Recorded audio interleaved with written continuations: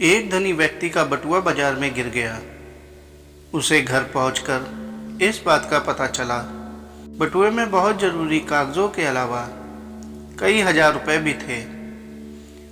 फौरन ही वो मंदिर गया और प्रार्थना करने लगा कि बटुआ मिलने के बाद प्रसाद चढ़ाऊंगा, गरीबों को भोजन कराऊंगा आदि। संयोग से बटुआ एक बेरोजगार युवक को मिला। बटुए पर उसके मालिक का नाम लिखा था, इसलिए उस युवक ने सेठ के घर पहुंचकर बटुआ उन्हें दे दिया। सेठ ने तुरंत बटुआ खोलकर देखा। उसमें सभी कागजात और रुपए यथावत थे। सेठ ने प्रसन्न होकर युवक की ईमानदारी की प्रशंसा की और उसे बतौर इनाम कुछ रुपए देने चाहे, जिन्हें लेने से युवक ने मना कर दिया। इस पर सेठ ने कहा, अच्छा कल फिर आना। युवक दूसरे दिन आया तो सेठ ने उसकी खूब खातिर की। युवक चला गया। युवक के जाने के बाद सेठ अपनी इस चतुराई पर बहुत प्रसन्न था कि वह तो उस युवक को 100 रुपये देना चाहता था, पर युवक बिना कुछ लिए सिर्फ खा पी कर ही चला गया। उधर युवक के मन में इन सब का कोई प्रभाव नहीं था, क्योंकि उसके मन में ना कोई लालसा थी और ना ही बटुआ लौटाने के अलावा और कोई विकल्प ही था।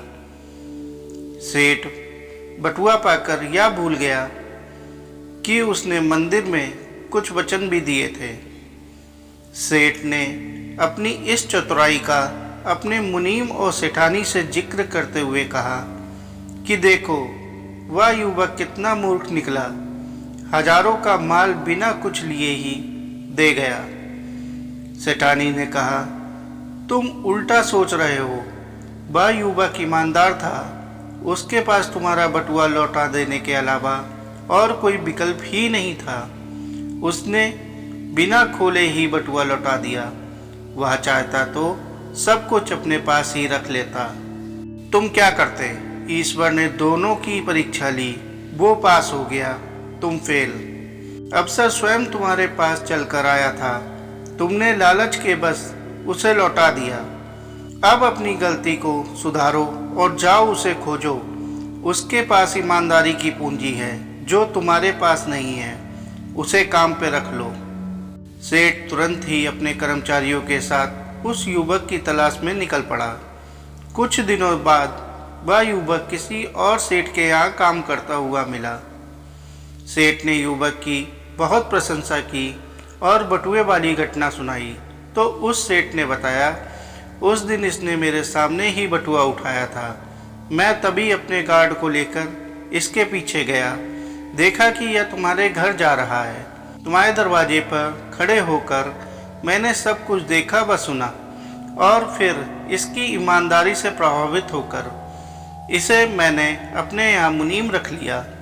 इसकी ईमानदारी से मैं पूरी तरह निश्चिंत हूँ। बटुए वाला सेठ खाली हाथ लौट आया। पहले उसके पास कई विकल्प थे, उसने निर्णय लेने में देरी की। उसने एक विश्वासी पात्र खो दिया। युवक के पास अपने सिद्धांत पर अटल रहने का नैतिक बल था। उसने बटुआ खोलने के विकल्प का प्रयोग ही नहीं किया। युवक को ईमानदारी का पुरस्कार मिल गया।